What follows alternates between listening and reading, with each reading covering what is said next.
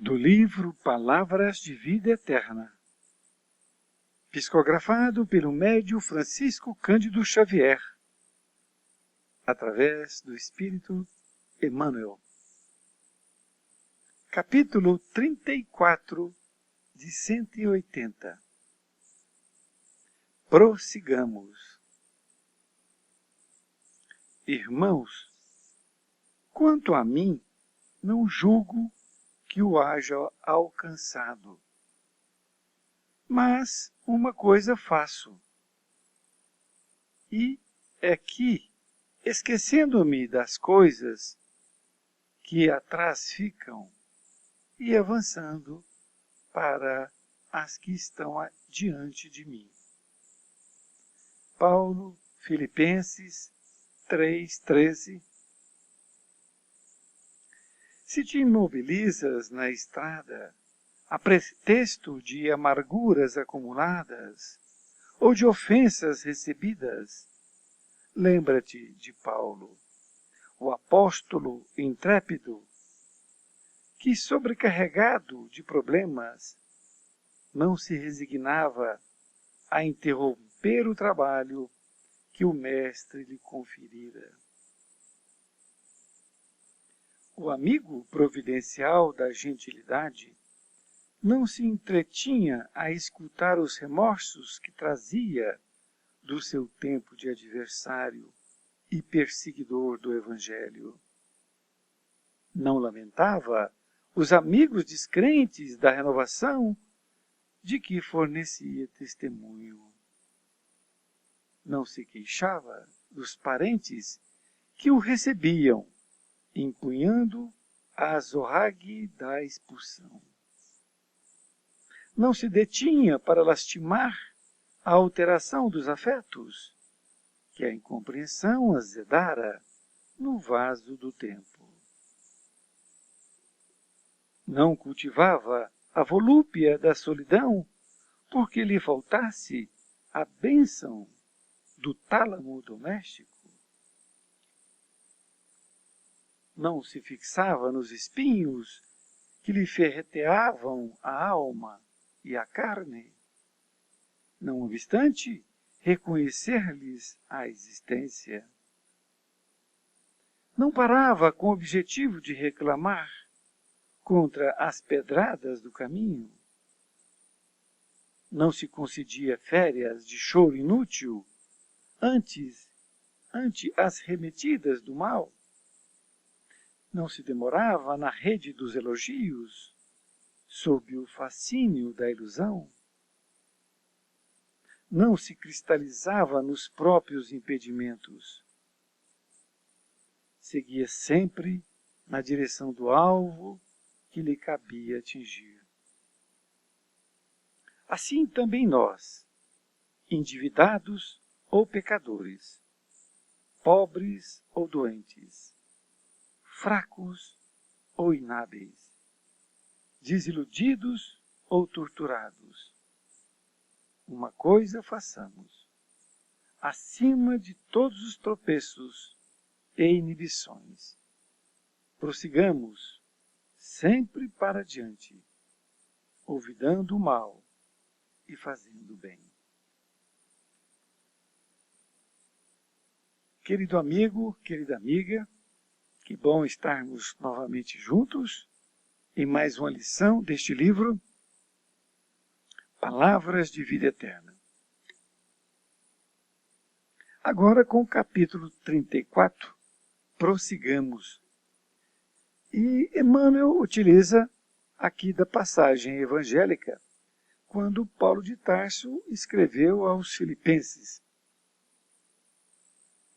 E ele disse assim na carta: Irmãos, quanto a mim não julgo que eu haja alcançado, mas uma coisa faço, e é que, esquecendo-me das coisas que atrás ficam e avançando para as que estão diante de mim. Então, a colocação de Paulo foi muito precisa. Diz ele que ele não se julga ainda, que alcançou isso completamente. Veja bem a humildade, veja bem a consciência. Mas ele diz que uma coisa ele fazia, que era esquecendo das coisas que tinham passado e avançava sempre diante daquelas coisas que estavam à sua frente. E Emmanuel então começa a discorrer, dizendo que você não deve se mobilizar na estrada da evolução, da vida, a pretexto de amarguras acumuladas ou ofensas recebidas. E ele nos incita a lembrar de Paulo, o apóstolo intrépido, que, sobrecarregado de problemas, não se resignava a interromper o trabalho que o mestre lhe conferira. Então, Emmanuel nos deixa aqui esta mensagem de Paulo, que realmente é um norte para nossas vidas. Muitas vezes nós ficamos lamentando questões pequenas, não é? E perdendo tempo, porque enquanto nós estamos aqui lamentando, nós estamos deixando de fazer, de viver o presente, não é?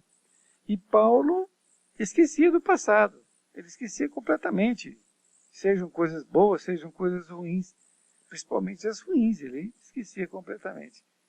E é o que Emmanuel também nos lembra aqui para fazer.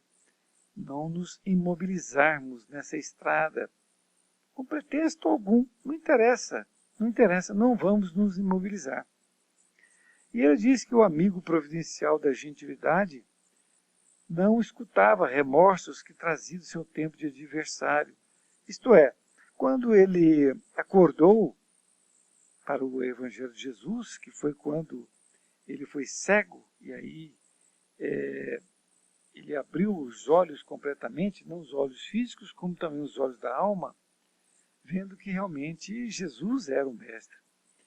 E ele não ficou se lamentando das coisas erradas que ele fez. Erradas não é bem o termo. As coisas equivocadas, porque ele estava equivocado, ele não sabia, não é? A partir do momento que a gente sabe, a gente passa a fazer a coisa correta. Ele também não lamentava os amigos descrentes da renovação, porque ele se empenhava muito nas pessoas, nos amigos, para mostrar o Evangelho de Jesus. Mas nem todos acabavam ali testemunhando esse Evangelho de luz. Isto é, nem todos continuavam ali a ser chamados de discípulos de Jesus. Ele também não se queixava dos parentes, que não o recebiam bem, muito pelo contrário. Eles o expulsavam sempre, né? Até o seu próprio pai o abandonou, não é? Ele também não se detinha para lastimar a alteração dos afetos, que a incompreensão azedava no vaso do tempo. Então, os afetos que ele tinha, muitos o abandonaram, não é?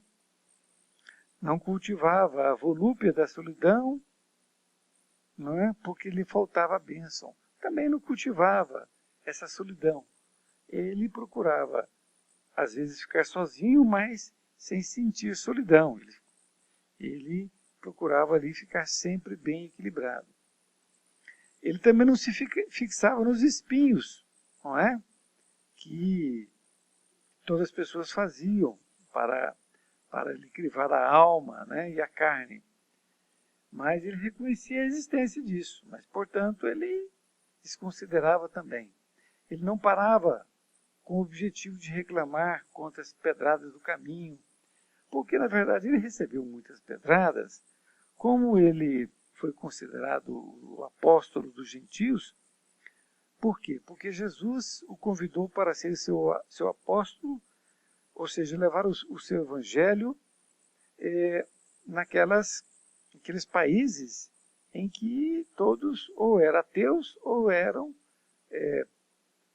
acreditavam em diversos deuses. Então, ele foi em locais que realmente era só pedrada que levava. Ele era muitas vezes expulso das cidades. Mas ele não reclamava disso. Ele não concedia férias de choro inútil, não é? Ante as arremetidas do mal. Isto é, aqueles espíritos vocacionados para o mal sempre o atacavam para que ele pudesse desequilibrar. E ele não tinha choro, ele estava ali sempre presente. Também não se demorava nos elogios sobre o fascínio da ilusão. Então, quando alguém vinha para elogiá-lo, ele aceitava o elogio, mas continuava em frente, não é? E não cristalizava nos próprios impedimentos. Ou seja, se ele tinha um determinado impedimento, ele não ficava ali cristalizado. Ah, eu não posso fazer isso, então eu vou ficar quieto aqui. Ele ia à luta, não é? E ele sempre seguia em direção ao alvo. Isso é muito importante. É ter aquele objetivo de vida. E, portanto, ele ia em sua direção. Assim também nós, endividados ou pecadores, pobres ou doentes, fracos ou inábeis, desiludidos ou torturados, uma coisa façamos. Acima de todos os tropeços e inibições, prossigamos sempre para diante, olvidando o mal e fazendo o bem.